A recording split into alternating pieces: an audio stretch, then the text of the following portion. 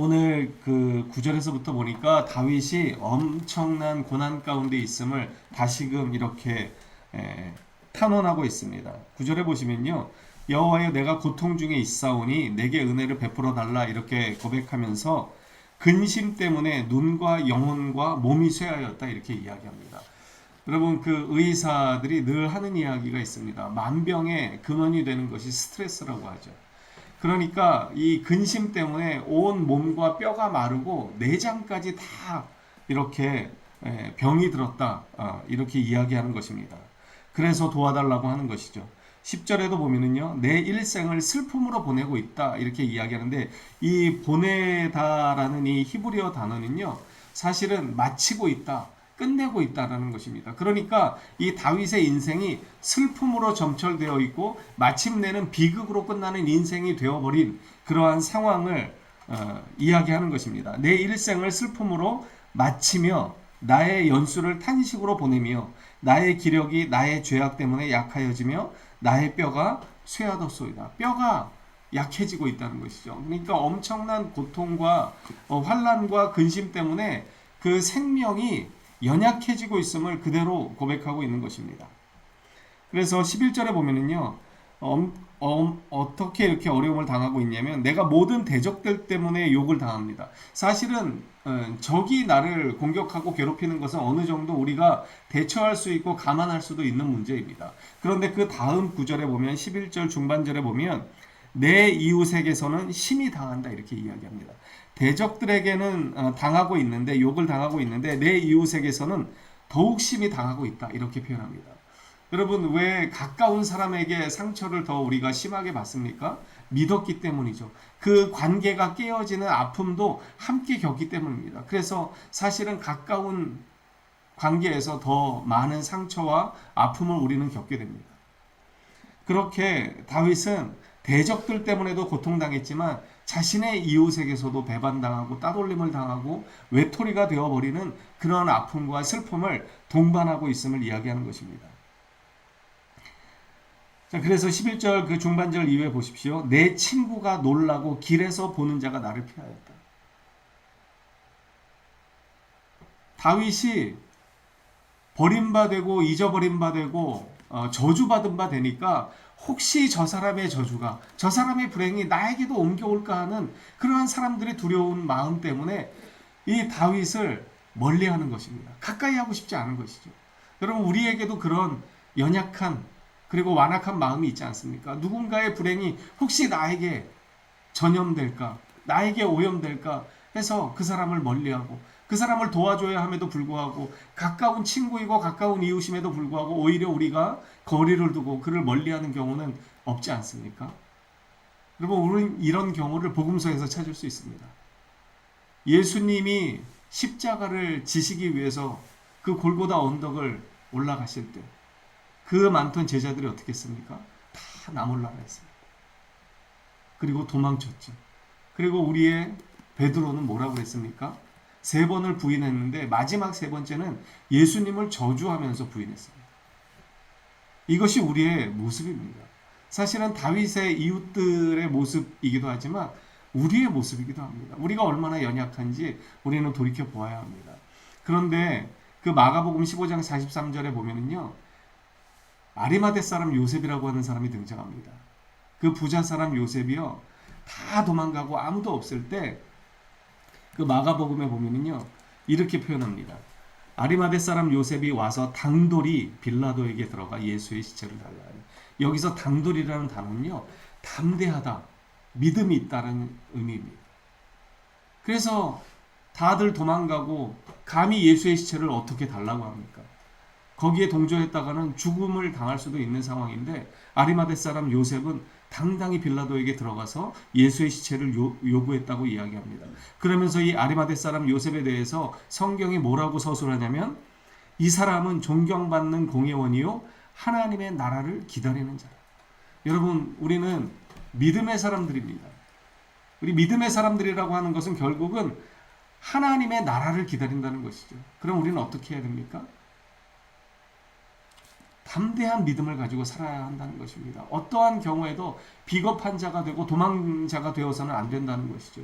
예수님을 부인하는 자가 아니라 당돌이 빌라도 앞에 가서 시체를 요구했던 아리마대 사람 같은 믿음의 담대함이 우리에게는 필요합니다. 우리는 그것을 위해서도 늘 기도해야 합니다. 하나님 앞에 믿음의 담대함을 달라고. 그래서 믿음으로 굳건히 살아갈 수 있게 해달라고 우리는 기도해야 합니다. 여기 계속해서 보시면은요, 12절의 말씀을 보십시오. 참 비참한 상황을 그대로 이야기합니다. 내가 잊어버린 바 됨이 죽은 자를 마음에 두지 아니한 같고 깨진 그릇과 같습니다. 여러분, 죽은 사람을 우리가 어느 정도 추모할 수 있고 추도할 수도 있습니다. 유명한 사람들, 이름 있는 사람들은 좀 그것이 기간이 가긴 하지만 결국 어떻게 되죠? 죽은 사람들은 우리의 기억에서, 우리의 마음에서 멀어질 수밖에 없습니다. 그것을 또 다르게 표현한 것이 깨진 그릇입니다. 여러분, 깨진 그릇을 우리가 고이 보관하는 경우가 있습니까? 아무리 귀하고 귀한 그릇이더라도 그 그릇이 깨져버리면 버려짐을 당할 수밖에 없는 것입니다. 왜냐하면 아무 쓸모가 없기 때문이죠. 지금 12절에서 다윗은 자신이 그러한 상태가 되었다는 것입니다.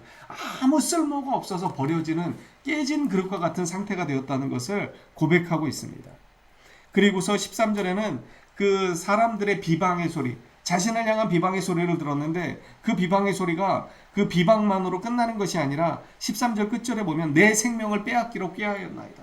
그들이 다윗을 욕하고 비방하면서 결국은 어떤 결론을 내립니까? 그 생명을 빼앗기로 작정했다는 것입니다. 얼마나 두렵습니까? 그런데 우리 14절의 말씀을 함께 좀 읽어보겠습니다. 14절 함께 읽겠습니다. 시작. 여호와여, 그러하여도 나는 주께 의지하고 말하기를 주는 내 하나님이시라 하였나이다. 아멘. 아무리 힘들고 어려워도, 그래서 자기 자신이 깨진 그릇과 같이 되고 죽은 사람처럼 잊어버린 바 되고 자기의 근심 때문에 그 영혼과 몸과 뼈가 마를 정도로 그렇게 고통 중에 있지만, 그럼에도 불구하고 뭐라고 이야기합니까? 나는 주께 의지하고 말하기를 주는 내 하나님이시다. 이게 무슨 의미입니까? 나의 생사 화복을 주관하시는 분은 내 이웃, 내 대적이 아니라 오직 하나님이심을 고백하는 것입니다.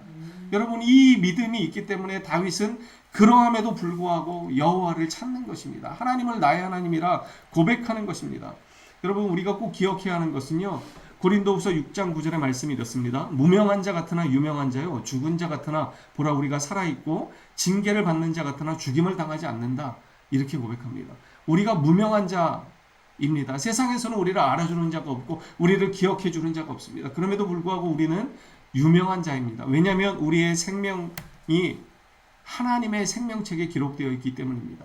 계시록 3장 5절에 보면은요, 이기는 자에게는 생명책에서 결코 지우지 않겠다 주님이 약속하셨습니다. 우리의 이름이 하나님의 생명책에 기록되어 있기 때문에 우리는 안심할 수 있는 것이고, 아무리 힘들고 어려워도 하나님을 나의 하나님이라 고백할 수 있는 것입니다. 여러분, 신명기 32장 39절에 이런 말씀이 있더라고요. 나 곧 내가 그인 줄 알라. 나 외에는 신이 없도다. 나는 죽이기도 하며 살리기도 하며 상하기도 하며 낫게도 하나니 내 손에서 능히 빼앗을 자가 없도다. 이 말씀을 한나가 인용했던 것이더라고요. 한나가 그 고백에서 이렇게 고백하잖아요. 여호와는 죽이기도 하시고 살리기도 하시며 스올에 내리기도 하시고 거기에서 올리기도 하십니다. 하나님이 그러한 분이시라는 거예요. 여러분, 우리의 대적이, 우리의 이웃이 나를 버리고 나를 비방하고 나를 죽이려고 한다고 내가 죽어지는 것이 아닙니다. 나의 생명은 누구에게 있습니까? 하나님께 있기 때문입니다. 그래서 다윗은 이러한 고통 가운데, 근심 중에 그 뼈가 마르는 상황 가운데서도 그럼에도 불구하고 여호와여, 주가 나의 하나님이십니다. 이건 무슨 고백입니까? 나의 생명은 주님께 있습니다. 그렇기 때문에 내가 주님을 바라봅니다. 그래서 그 뒤부터 우리가 내일 또 나누게 되겠지만, 우리 19절부터 보면은 하나님 앞에 간절히 다시금 기도의 자리로 나아가는 다윗의 모습을 우리는 발견하게 됩니다. 여러분, 대적 때문에, 나를 비방하는 자들 때문에 너무 근심하지 마십시오. 하나님이 우리를 붙잡고 계십니다. 그리고 로마서 말씀을 보면은요, 로마서 8장 32절에 이렇게 기록합니다. 자기 아들을 아끼지 아니하시고 우리 모든 사람을 위하여 내주시니가 어찌 그 아들과 함께 모든 좋은 것을 우리에게 주시지 아니하겠느냐. 그러면서 로마서 8장 38절 39절은 이렇게 고백하고 있습니다. 내가 확신하노니 사망이나 생명이나 천사들이나 권세자들이나 현재일이나 장래일이나 능력이나 높음이나 기품이나 다른 어떤 피조물이라도 우리를 우리 주 그리스도 예수 안에 있는 하나님의 사랑에서 끊을 수 없으리라. 여러분, 어느 누구도 우리를 하나님의 이 놀라운 사랑, 구속의 은혜, 생명의 은혜에서 끊어낼 자가 없다는 것을 기억하십시오. 다윗은 그것을 기억해냈습니다. 그 뼈가 마르는 상황 가운데서도 하나님만이 자기를 살리실 수 있는 분이심을 믿고 의지했습니다. 그래서 여호와여 그러하여도 주님만이 나의 하나님이 되십니다 고백했던 것입니다. 오늘 이 아침에 여러분 어떤 근심과 걱정과 그러한 것들 때문에 뼈가 마르는 고통 중에 있는지 모르지만 여러분 그런 것들 때문에 우리의 생명이 쇠하여지는 것이 아닙니다. 오직 우리의 생명은 주님께 있음을 알고 그러하여도 여호와여 주님만이 나의 하나님 되십니다 고백하는 은혜가 우리 가운데 있게 되기를 간절히 소망합니다.